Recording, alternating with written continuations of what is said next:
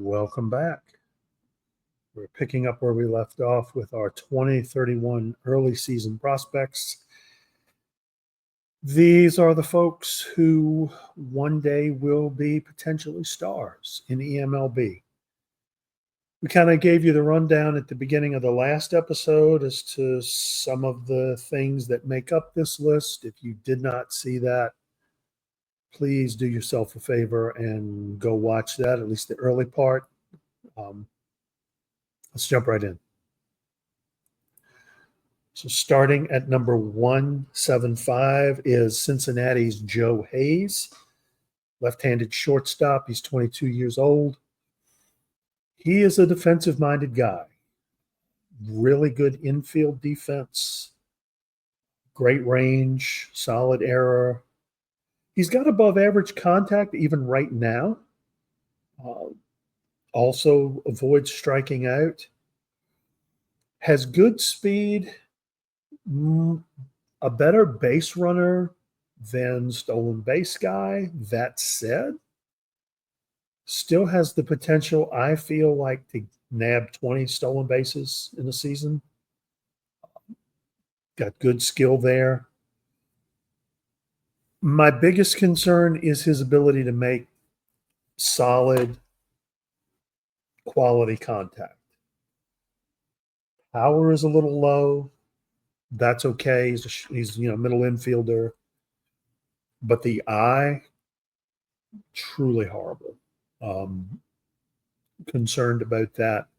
He can't avoid Ks, which means he's good with the bat. He will make contact. It just may not always be great contact. Hopefully he develops patience. I'm looking forward to seeing him progress. But for right now, he is our number 175 prospect in the eMLB.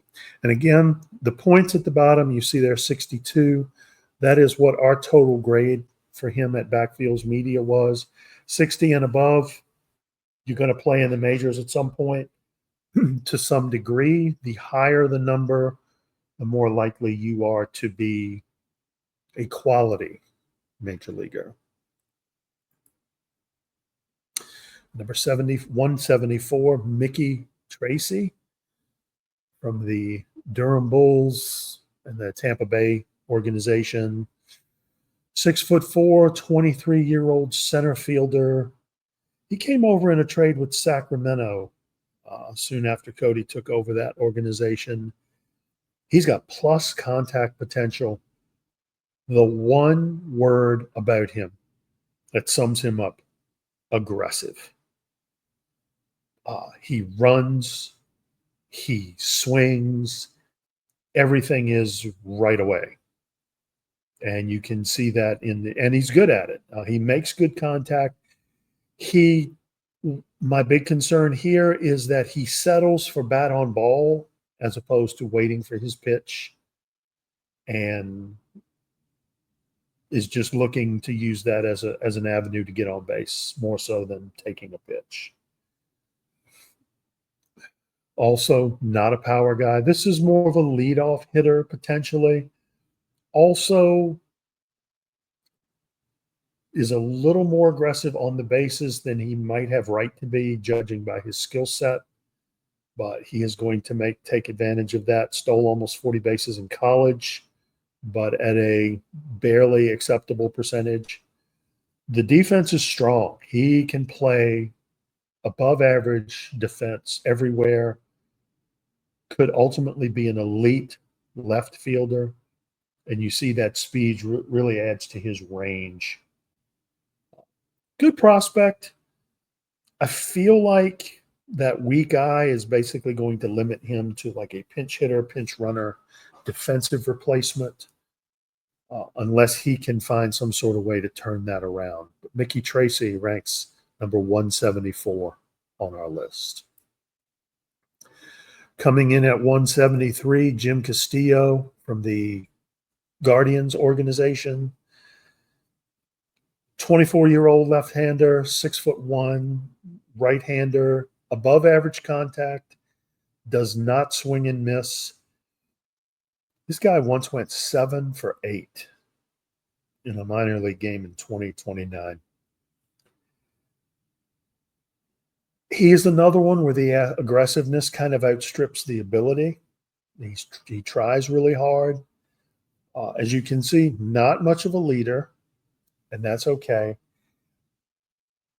But unlike Tracy, Castillo seems to leave the aggression on the base paths. I would like to see a little more of that speed leveraged into range. He's pretty sure-handed, has a great arm, so you could see him potentially being a right fielder. There's a lot here to like. Again, in the modern game, I have concerns of anybody who does not have above average power and eye in terms of their ability to make it. At AAA might be his ceiling. Could be a potential 4A player. But we will see. The high work ethic can lead to people outperforming their ratings. Anyway, Jim Castillo ranks 173rd. We've got another CCP. Kurzov 22's Kurohibi Ogyoku. Knew I was going to butcher that. Mets second baseman, 23-year-old right-hander. Nice batting profile. Grades out mostly above average except for the power. Maximizes the output from his speed. This is a very sharp base runner. And I think a lot of it comes in with that personality note about he's a perfectionist. I think he's the type who works on his craft, tries very hard. He is primarily a second baseman. You could see he is very good at first, but has good overall range and ability. He's not far from the majors right now. I think there is the likelihood that he could potentially be a platoon guy in the majors. I'd be excited to see what he becomes as we go forward. But that is Kurohibi Ogyoku, and he is number 72. All right. Moving on. If I can get my screens working here. There we go.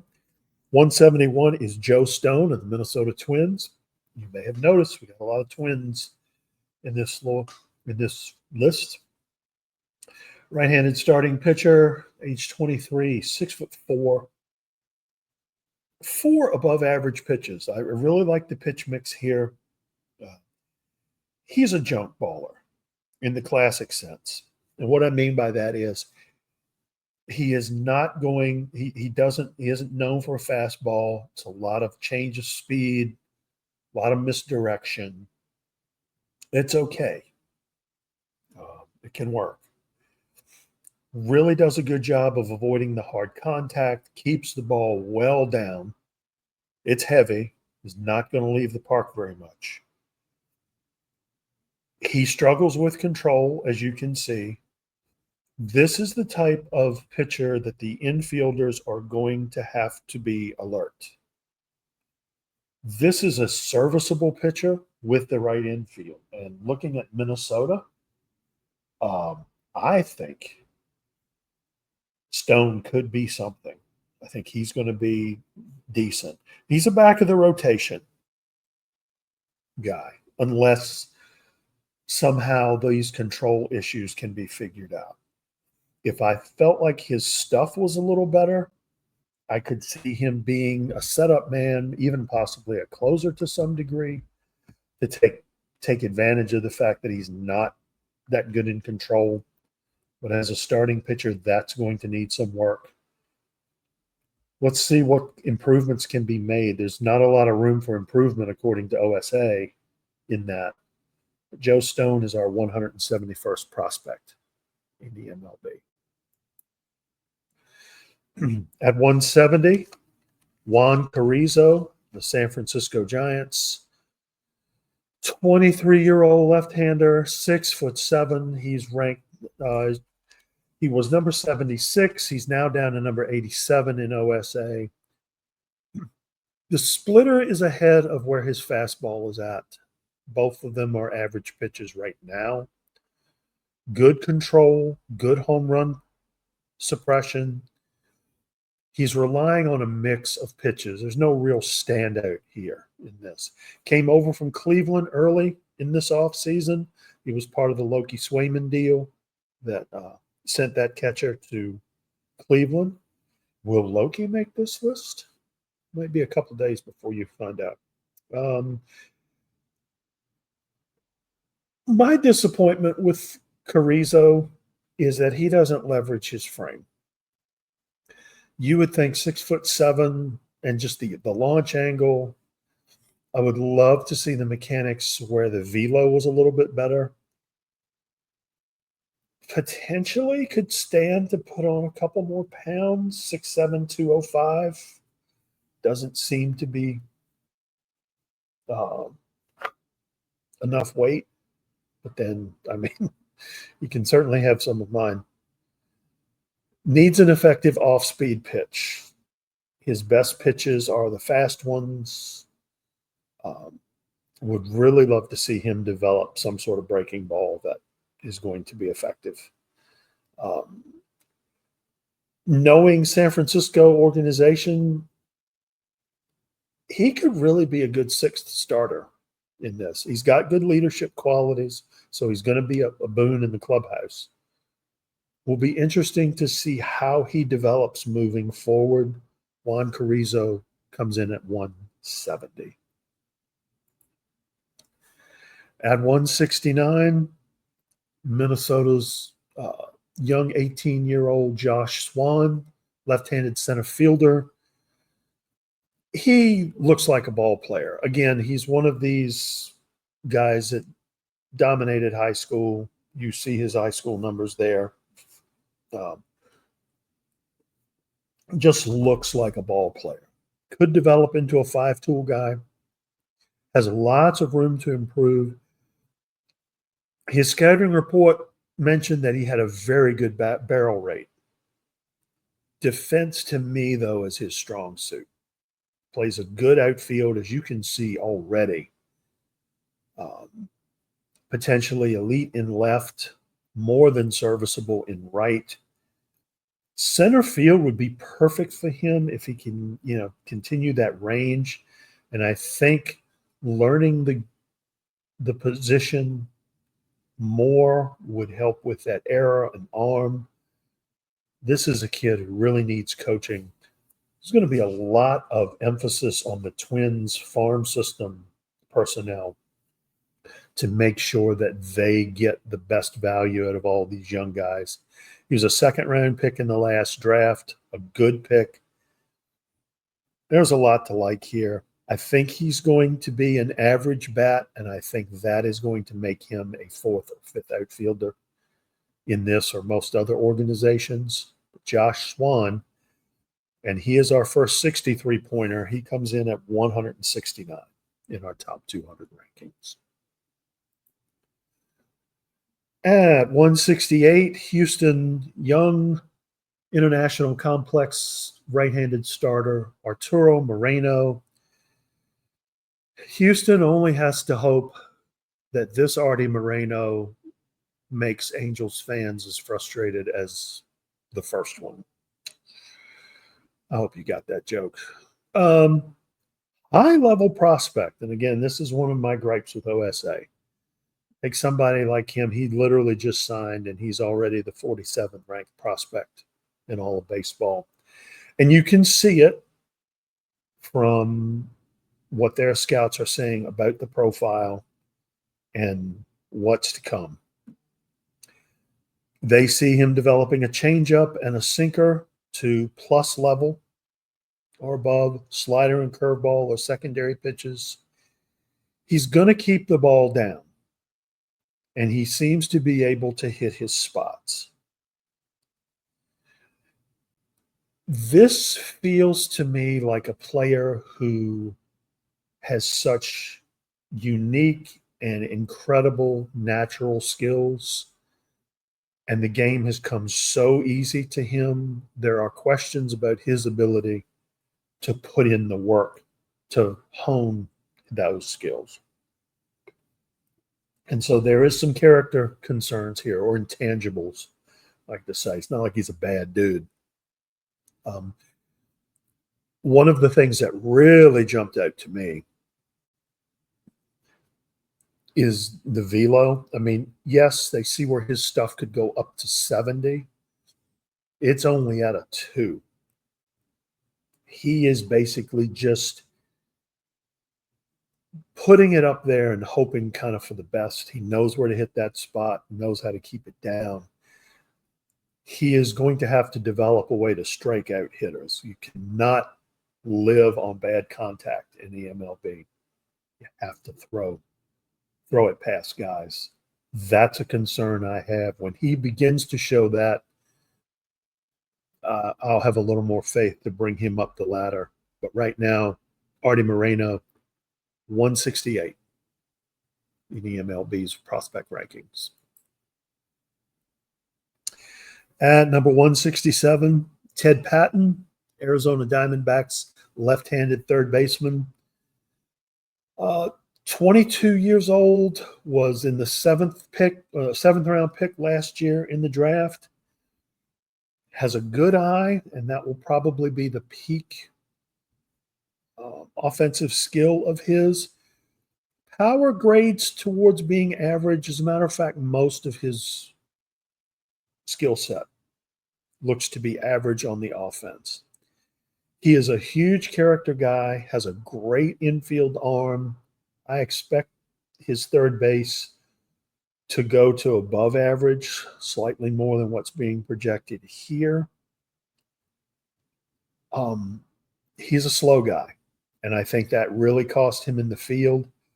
He's got a great arm, but it's one of those things where if you're not getting to a lot of balls, really doesn't help that you can throw a guy out from anywhere, because it's such a small field that he can get.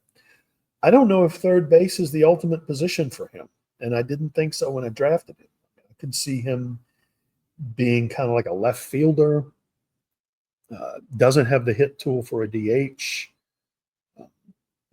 but a good character guy. So grades out to be slightly below average.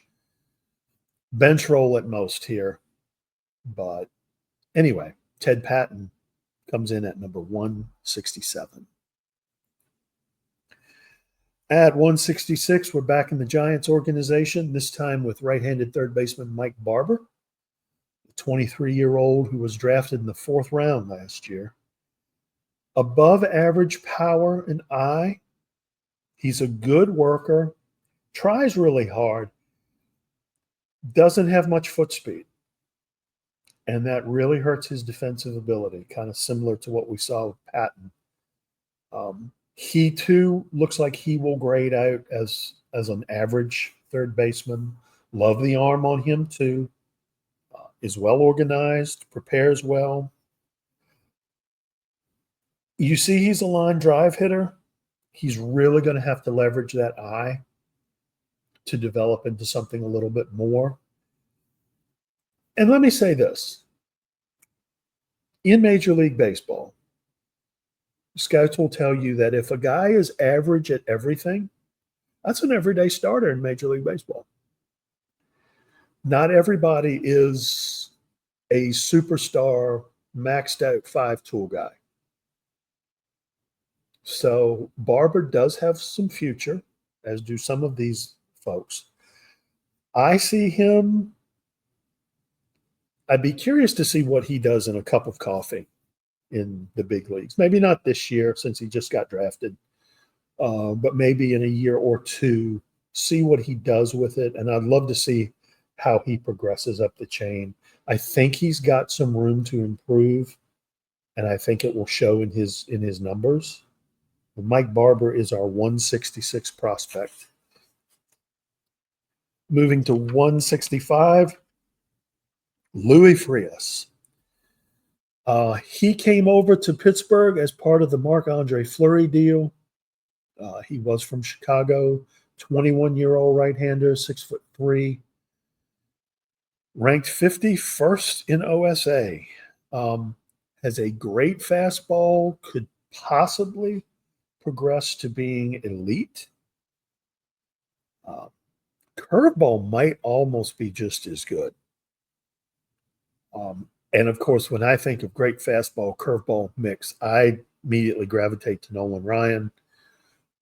This is not a Nolan Ryan, although he's got the speed straight over the top, 97 to 99. He's going to really struggle with control, so he doesn't know where it's going.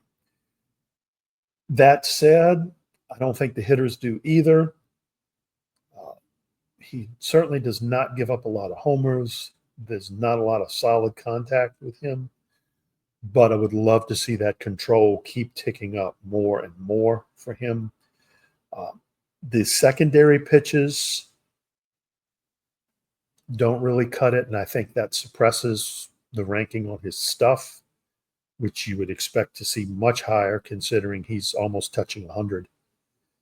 Needs to work on the gaps in control in order to be serviceable.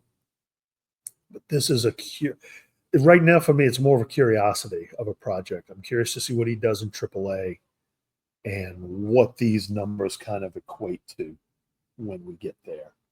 Louis Frias, the number 165 rated player. Back in Arizona with number 164, Aurelien Jolivet, Canadian, the American-Canadian, 22-year-old right-handed left fielder, a speed merchant. Better base runner than a base stealer, but he is very aggressive. Needs to pick his spots better when it comes to stealing bases. Stealing 3 out of 4, just not good enough. It's actually diminishing his value to do that, even though he's got good raw counts as a stolen base guy. He drives the ball well, and he's going to be able to leverage his speed with this gap power. And he's going to be good for, as you see last year, he had 40 doubles, 11 triples, 16 homers. So he's got good power and skill, and he will make contact. That power eye deficiency kind of rears its head there. And despite the fact that he has a very good arm, he just simply does not translate well as a fielder, especially someone with this speed to have this little range and error. And he's a smart guy and he works hard, but just hasn't put it together defensively. And in Arizona, with that giant ballpark, that is a concern that he's not able to do this. This guy is rapidly becoming, in my mind, a DH left field type hitter. Needs to improve his eye if he is going to make a jump to the majors. He's got room to do that. I would be a little higher on him if he was. We'll see by the end of this season what he has done to improve his quality there. But Aurelien Jolivet is our number 164 prospect. Tim Hinderaker, right-handed third baseman from Minnesota. Interestingly enough, just had a 5-hit game in the last sim that was downloaded. So, yeah, and that's kind of his skill set there. Above average contact, really cut down on the K rate. You see in 2029 in AA, he had 176 strikeouts and 106. And I don't care if you don't care about strikeouts. That's atrocious. In 2030, however, in a few more games, He was all the way down to 61 strikeouts. So that avoid K has really awakened with him. Understands what he is doing, is making solid contact. The rest of the profile is kind of below average in terms of power and eye. The contact is good, though. He's a good corner outfielder. Another one of these things where he's so much better at first, but what a waste of an arm to play him at first. He is more than passable at third base. And he has the potential, especially if the power ticks up to just about average. And I mean, his running speed is good enough. It's going to be hard to make the majors with that low power eye, but Minnesota has shown that they are not afraid to play a guy in a traditional power position who doesn't typically have one. Problem is, you can't do that everywhere because then suddenly nobody on your team's hitting homers. But Tim Hinderaker is an interesting prospect, and I expect to see him bump up this list as the seasons progress. Right now, he's at number 163. Coming in at 162 is, I don't want to say controversial because some guys don't even know these prospects, but OSA ranked him at 84. He was as high as 75 at one point. And that is Detroit left-handed shortstop Brian Hitchcox. He has an elite batting eye already at 22 years old. It's just this incredible natural ability there. That is going to elevate his contact significantly. He does not strike out. Again, he sells, I think, a little bit more maturity. That contact rating will bump up, as will the BABIP. Not, and don't want to ruin good in the search for perfection. He can put bat on the ball and does well. Has very good gap power. He is not going to hit a lot of home runs. This is like a 10, maybe 12 home run a season guy, but he's getting on base. He's driving the ball. It's a good hitting profile. Got doubles power. Got some defensive tools. He's above average here. His speed, let's just say he's average there. My concern are the intangibles. In the personality, it clearly says doubts whether he could handle a full workload. What I worry about is he going to be able to make the necessary improvements to get himself to the next level? Jury's out on that. My gut feeling is this is going to be a what could have been type player. I hope I'm wrong on this because I really like the profile and is really a solid hitter. Just, the intangibles are there for a reason. And, we've seen players like this before, high quality tools who just never put it together. Brian Hitchcox is our 162 ranked prospect. 6'7" righty Josh Core comes in at number 161, ranked high by OSA. 3-pitch pitcher. Curveball is his best ultimate pitch in the scouts' minds, but right now the fastball is the predominant one. Good core skills. As you see, keeps the ball in the park and can hit his spots. He's going to be above average overall. This is already is, quite frankly. It's a good guy with a good potential of making the majors. Low stuff for the velocity. As you see, 94 to 96. The stuff's only at 48. He's been a starter to this point. I would like to see that continue, to see if he could perhaps improve on that curveball. That is going to be the deciding mark for him as to whether or not he is going to become a functional member of a major league rotation. Is that curveball? If this all works out, you're looking at somebody who could be a mid-level, possibly even a number 2 starter in some teams. So we will watch to see if he can develop that curve to any significance. Josh Core comes in right now at 161, and it's the curveball questions that have me trusting him less than OSA does. Number 160, another Detroit hopeful for the future, left-handed starter Bo Cummins, 24 years old. He was ranked very high, number 32 in OSA, and you can see why.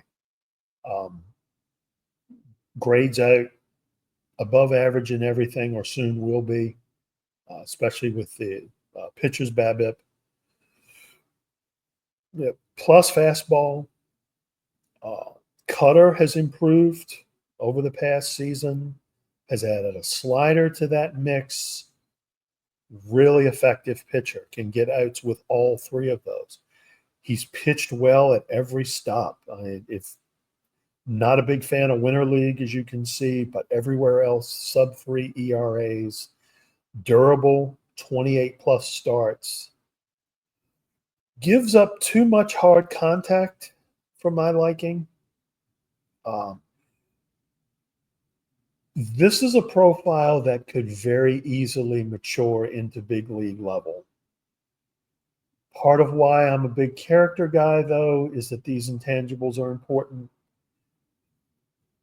Hitters are going to adjust to you when you come into eMLB. It happens to every pitcher. It happens to even the great pitchers. The great ones have the ability to adjust back. Okay, so you can hit this. Try this pitch mix. Cummins has showed zero ability to do any of that. He's just a grip it and rip it kind of guy. Try to throw it past them, and he's been able to at every stop. The question is, when you get to the quality of hitters in eMLB, what is that going to become? I feel like he has the raw stuff to make it to the major leagues. His ultimate effectiveness will come down to what that skill set becomes with the intangibles. That's why I have him as low as I do. He could, I hope I'm wrong, but I'd like to see him show some adaptability here. Bo Cummins is number 160. Jorge Hayala comes in at number 159, 20-year-old right-handed left fielder for the Texas organization. He's rated pretty high by OSA 2, number 49. He has the potential to be a 30-30 guy. Good power, looks to be almost at plus level as he grades out. Already superb speed. Decent bat, but it overall grades towards average. Even with his potentials, you see they only go but so high. The power is the draw here. And again, this is the kind of guy who is going to get more notice at a major league level because of what he does very well, as opposed to the overall profile. His base running is phenomenal. His power has a potential to be outstanding. Everything else average, he's going to get a look. Concerns, speed is not translating to the defense at all, despite the fact that he's intelligent and clearly knows how to work. He is a bit of a line drive hitter and sprays the ball. I'd be curious to see how that develops or changes as the power starts to come online. I'm just worried. I've seen this profile before many times in many seasons, and that lack of contact or above average contact tends to stagnate these guys as they begin to progress through the upper levels of the minors. And I'm worried that that's what's going to happen here. It's why I don't rate him as highly as OSA does. But he's a good guy. Jorge Ayala coming in at number 159. At number 158, Jesus, it's like the whole Minnesota's minor league is in here. Sean Davis, 18-year-old right-hander for their organization, 6'2". He was ranked in the top 100 by OSA. 3-pitch mix, fastball is what got his attention, got him some attention. The splitter is probably going to develop to be his best pitch, and has worked at it. Has developed a changeup as well. Secondaries look promising. As a matter of fact, the fastball is probably going to become his least effective pitch over time, which is kind of rare to see. Looks to have above average stuff when all things are said and done. Will keep the ball in the park. Hitters do not get good contact off of him. And the infield, again, going to be very busy with him. Worry about the control. If you have the ability to make people hit your pitch, it's important that you find the strike zone with it. Would love to see that improve. He's got room to grow, but even then, it's still below average. It's going to make it really hard for him to capitalize on this skill set. And as OSA ranks him highly, I feel like, especially with the CCP factor in eMLB, that's going to drop him significantly to where he's basically a 4A type pitcher right now. Just need to see some improvement in that control and with some of those secondary pitches to bring them more fully online. Sean Davis is our 158th prospect in eMLB. 17-year-old right fielder Louis Delgadillo from Toronto. Again, this was a international free agent signing. I love the fact that he is already in a minor league complex, because this profile definitely will use the additional coaching and focus to better benefit. Grades out to average to above across the board as a hitter. Speed is his best trait. He's got to figure out how to harness that and make it work. He is one of those guys. We've seen a lot of guys who have good speed, but it's purely focused on the defensive side. He's one of those. Also, could use some work in terms of the base running. And again, just love the fact that he's in rookie ball. If he plays hard, and that's part of his profile, I feel like there is every chance that he could become something. Again, I don't think he's going to max this whole thing out here, but could be a nice switch hitting outfielder with good defense, good range, could possibly sneak in a few games at center field. I like the overall look of this and hope he develops well. Louis Delgadillo is the 157th prospect.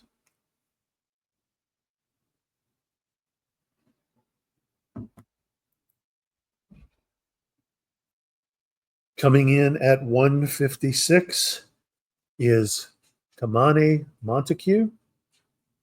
He is part of the Orioles organization, 21-year-old left-handed closer for them. Came to Baltimore in the Victor Robles deal. Is ranked very highly by OSA. Again, a top 100 pick there.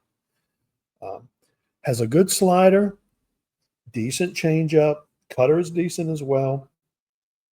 Keeps the ball down and in the park. We've seen that a lot in this set, and that will just improve. Gets good velo on the cutter, but I think he gives up a little too much contact for my taste. Um, I mean, he's got impressive rankings for being a 21-year-old. I understand the reason why he's in the closer role, because keeping the home runs down and things of that nature. I would like to see how he is going to develop and if he even stays in that role. He's been a starter to this point in the Minnesota organization and was for Baltimore as a rookie league guy. So this may have already changed, but an interesting prospect. I think he's got a better future as a starter. I'm still not sold on the overall skill set, but I think he's got the ability to be something. Feels like a back end of the rotation guy, but good skill set. Kamani Montague, 156th prospect. Detroit comes in at number 155 with 19-year-old right-handed center fielder Chris Mast. 6'4", 200 at the age of 19, and I love the bat on this guy. Tremendous bat skill, could be elite, both in terms of contact and just not striking out. Purely a leadoff hitter potential. He's got good base running abilities, more so than his pure speed. And I also like the fact he's one of these prospects where the speed is translating both on the base paths and defensively. I feel like he is going to mature into probably more of a corner outfielder, play a little bit of left and center. The arm gives me some concern there. He's got good range. I think he's going to grow into that. The contact ability, I feel like he's on that cusp. He could be a fourth, fifth outfielder and have a great career at that level. Something about him suggests to me that he could possibly sneak into an everyday role at some point. The power and eye are going to probably hold him back in that regard, unless the eye improves significantly. There's some potential there. But otherwise, good kid, could surprise, but I'm thinking this is a 4A guy, again, with some major league expectations. Chris Mast comes in at 155. The Miracle comes in at number 154. Jimmy Craig, the two-way player for Colorado. Right-hander, he's 20 years old. Let me start with the pitching first. He's got 5 pitches, all of them grade out to average. Control is his best feature, and all of his basic skills look to be average. As a hitter, has great speed, probably his best feature there. Has good gap power, will develop into slightly above average contact. The power and eye fall off a little bit, and that's a bit of a concern playing in cores. He's basically mostly average all around. Doesn't do one thing particularly well outside of the speed. But he's a two-way player, so that's going to give some roster flexibility. That gets general managers and managers' attention, that gives them an extra space to play with. I'm not sure that he is going to become anything super special at this point. Was a second-round draft pick. What I'm curious to see is if he was to focus on one thing or the other, I wonder what that would look like.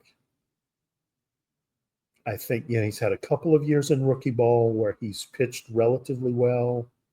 The hitting hasn't really focused too much on the hitting, and that could use some work. I don't know. Curious to see if he's ranked this high come the end of the season, because he'll be a year older and we expect to see some things move forward. Jimmy Craig is the 154th ranked prospect in the eMLB.